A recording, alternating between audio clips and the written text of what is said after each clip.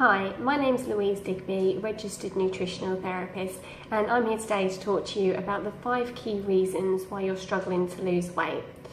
In my clinic, I have people come to me all the time because they are exercising every day and they're eating really good diets, but they're just not losing weight. And when you look at what they're doing, they're expending more calories than they're taking in. And theoretically they should be losing weight, but there is a lot more to weight management than just calories in versus calories out. So I'm going to talk you through 5 areas that I see in my clinic all the time. There are more areas than this, more things to consider, but these are the real key ones. So first of all, thyroid. So if you have a thyroid imbalance, then you will struggle to manage your weight. It's not impossible to lose weight with a thyroid problem, but it certainly makes it a lot more difficult. Now, a lot of people go to their doctors, they get their thyroid checked, and they're told that everything is fine, it's all normal.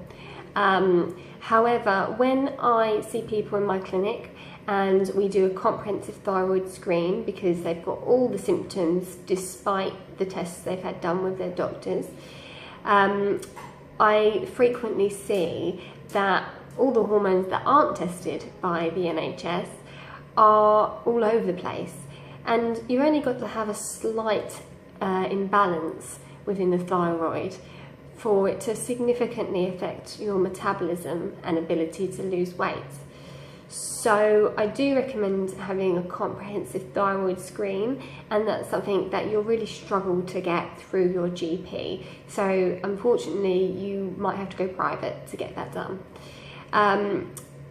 So if your thyroid is imbalanced, you will struggle to lose weight. And as I've said, whether you've been to the doctors or not about your thyroid, whether you've had a test saying that your thyroid was okay or not, you could still have a thyroid imbalance.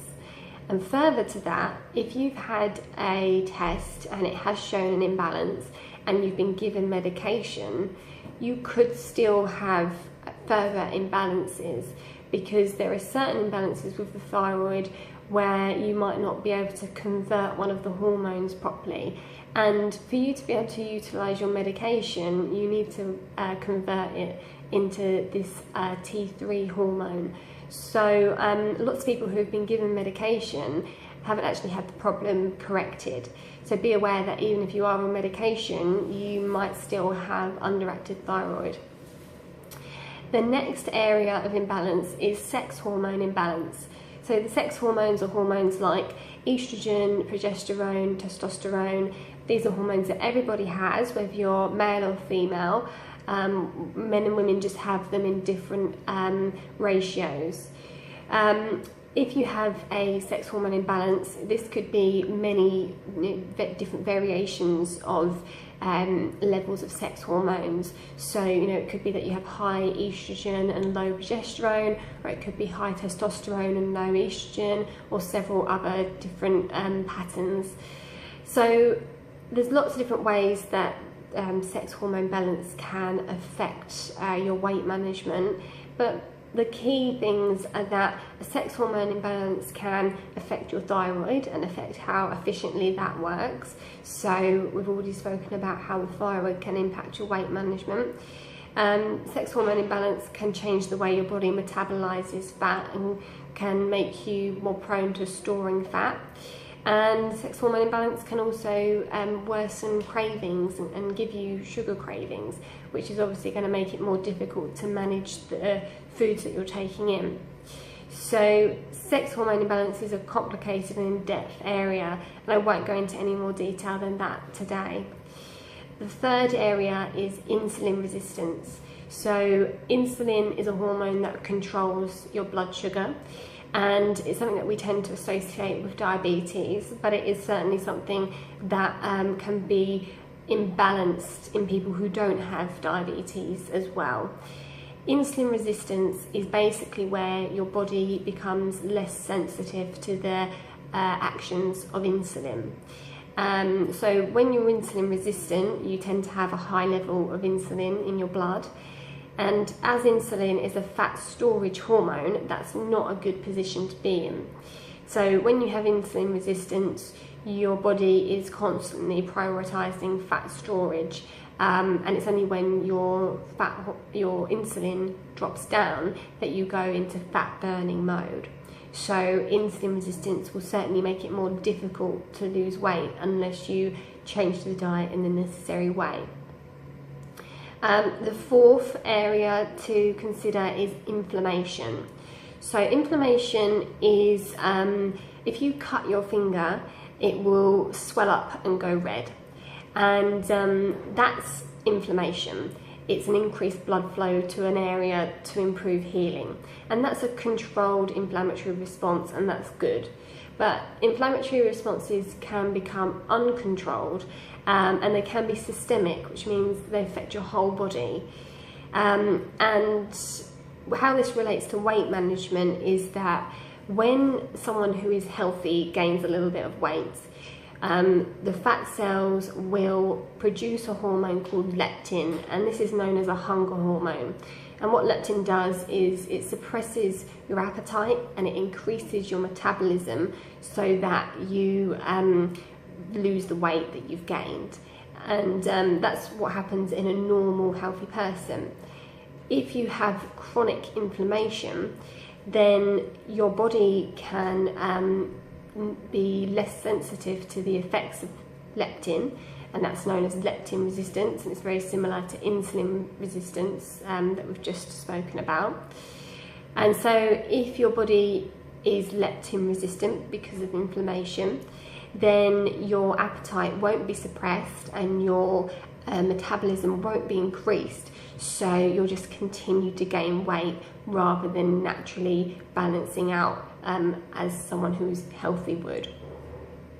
And then the final one is the biggest one. It's absolutely critical, and it's something that is a factor for every single one of my clients, and it's stress.